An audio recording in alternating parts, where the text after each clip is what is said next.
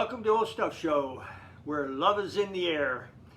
Today we're looking at a loved theme, look at collectibles. It's amazing how many different ways love is being expressed, and collectibles are just one of the areas that shows up. So I'm going to show you today a few of the things that bring that out and show how the feelings are expressed in a lot of different ways with collectibles.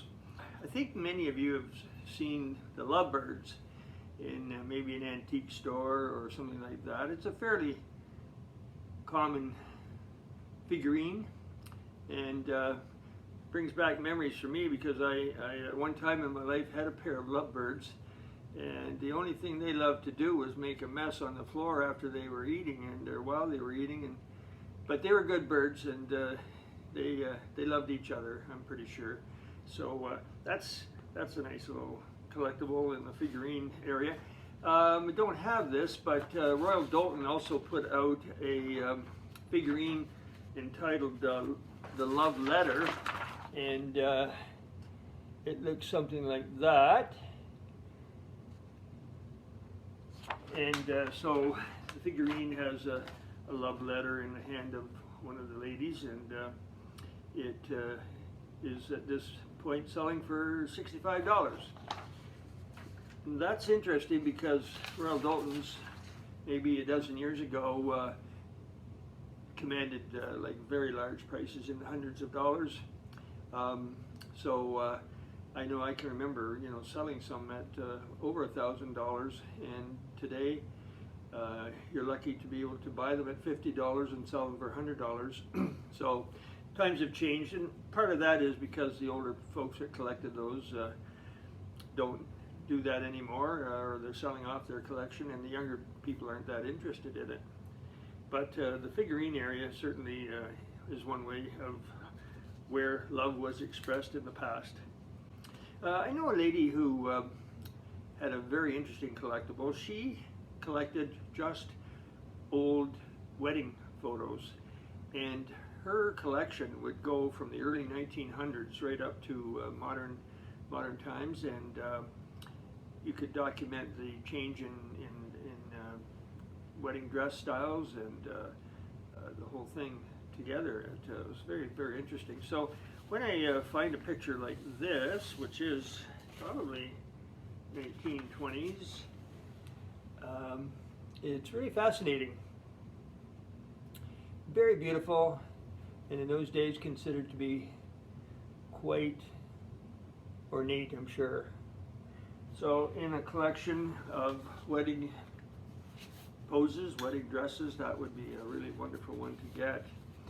This next one is unfortunately only the top half, but I still find it interesting because, again, it's around 1920s, and beautiful pose by the young lady. And compare that maybe to, say, later, maybe 1950s, where things were maybe a little less fancy, fussy, and ornate, and yet love is in the air in all of those cases, for sure. And in terms of portraits and photos, I always like to see the family portrait, and the love of children, of course, by parents was very visible in the portrait. And and I've talked about this a couple of times actually in older programs, but the customs of the day are kind of interesting. So this is a wedding day book, Our Wedding Day, and it just is a record of what they did, and then the name of the guests would be listed inside.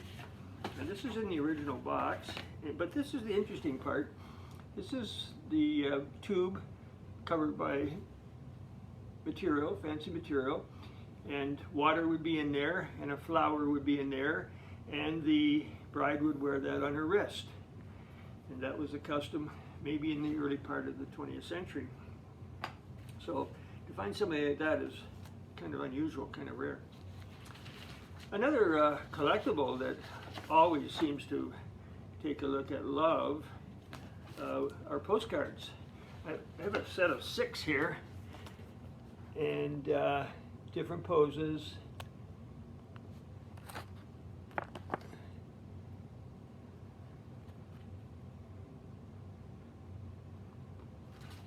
And the other 3.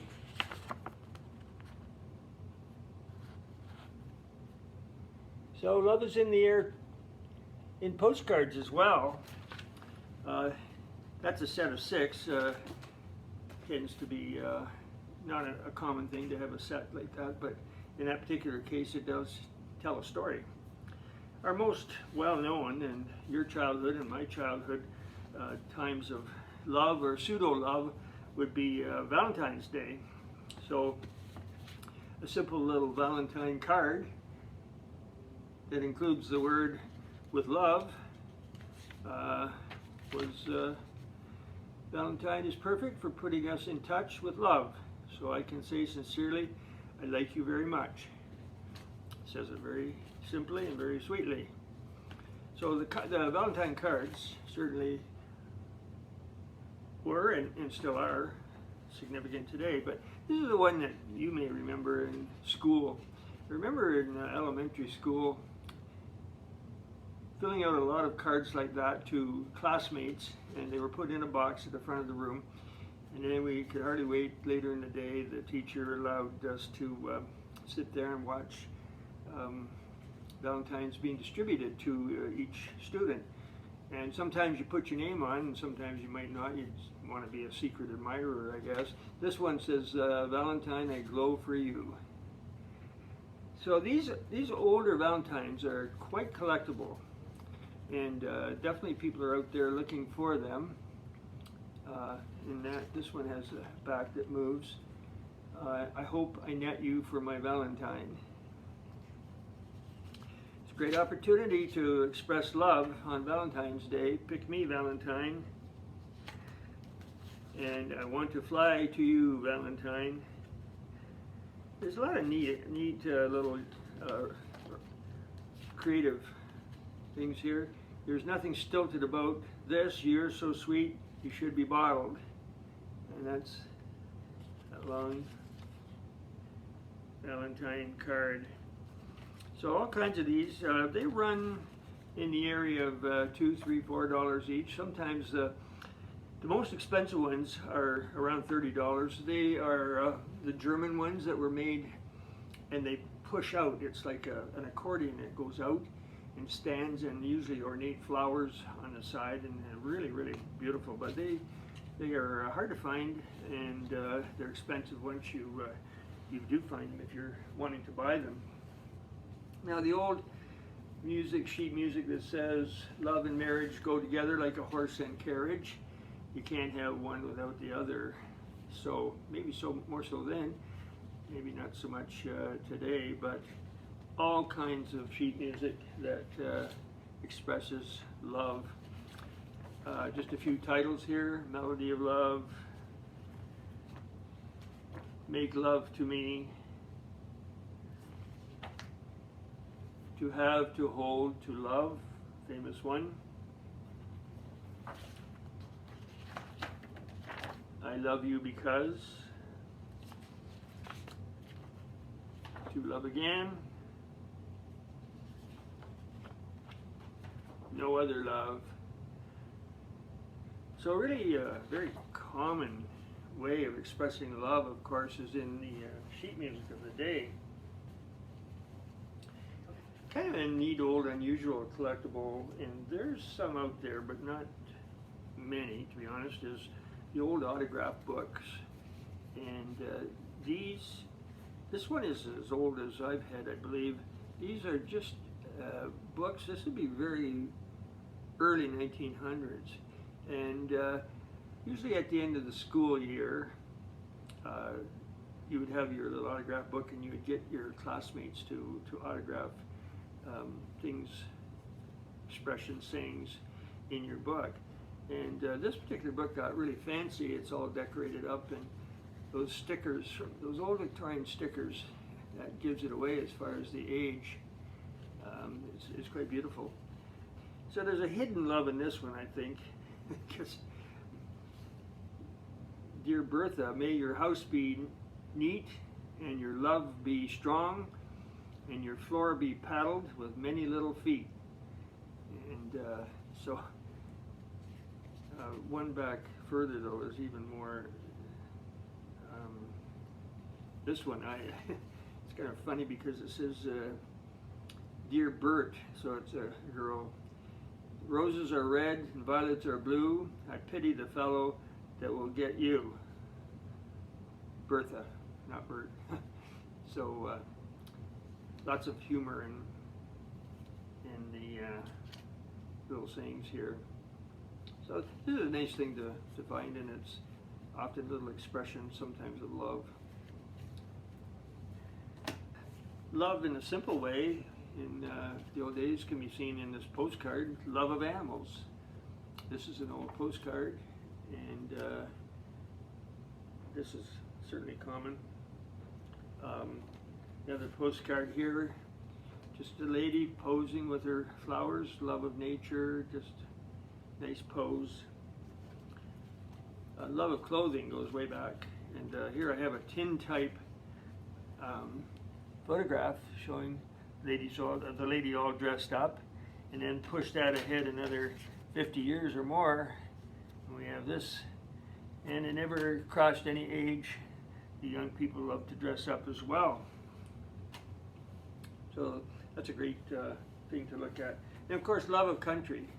Love of country was extremely important. I had some Star Weeklies in another magazine video that showed patriotic covers, and there's all kinds of patriotic postcards, patriotic music, and this is a stereo view card of Salute to the Colors, West Point Academy. And then if you go back to the First War, of course, love of country comes out very strongly, the Soldiers of the King, and this is a marching anthem on the battlefields of Europe, and it was the love of God, King, and country in those days, and that was very strong motivation. One time I had a friend who had this collection of letters, and they're actually in a garbage bag and just put away in a closet somewhere. And she said that her distant relative was in World War I, and he would write home every week, and they had all the letters from him for 2 or 3 years in World War I. And as I looked at those, what a documentary of the First War. It was amazing. So something like that, where you're on the battlefield and you're describing this blow by blow, is quite interesting. But the letter being read home was to express their love for the family and the family to them, and hoping for safety and good luck. And so the love was very strong and motivated the communication, the constant communication. And that's another thing, just people collecting old letters. It's almost like eavesdropping, but if you open some of these old letters, and they come from all kinds of different backgrounds, you see very clearly a desire for closeness and love being expressed. And some of these have logos of the military. They were being sent from overseas. Of course, the Army had censors who looked at the letters, and they would approve it or not approve it. So those become in itself kind of collectible.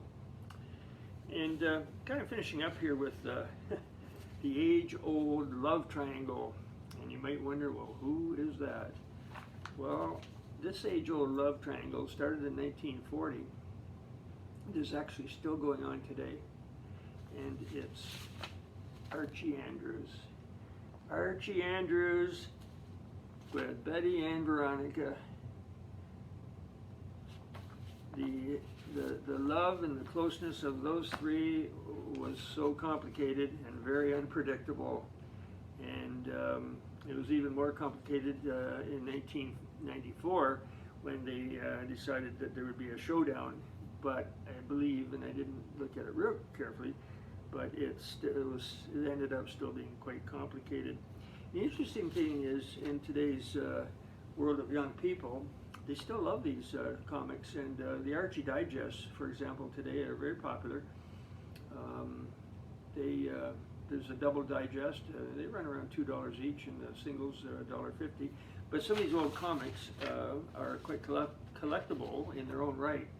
And you see 15 cents on this one, a 10-cent one, a 12-cent one, a 15-cent one's not bad, but the lower the price, the more collectible they are. And of course, condition is everything.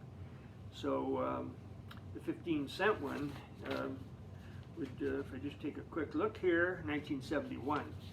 But the ones from the 50s are still very collectible. So if you have mementos that express love, those are important. And in these kinds of collectibles, they show up in every kind of way. I like the idea of collecting the old wedding photos, because that's very unique, and I've seen so many very, very interesting ones out there. Clothing styles were different, hairstyles were different, customs were different, but love was still strong, and people enjoyed that very much. So this is just the tip of the iceberg. I just wanted to kind of motivate you to be a little more observant when it comes to specific things like the theme of love. It's all around us in collectibles, and it's fun to look at it. And again, another focus that some people may want to just focus on to collect things. So we'll finish off with that, and a reminder again of the videos coming up new each Friday. We're over 20 now, and we're still going strong. We are at Aberfoyle Flea Market. It's open and safe, and the instructions for getting there will be on the screen momentarily, as well as my eBay site. Instructions on how to get to my personal eBay site will also be at the end of this program. So appreciate your watching this, and again, happy collecting. See you soon.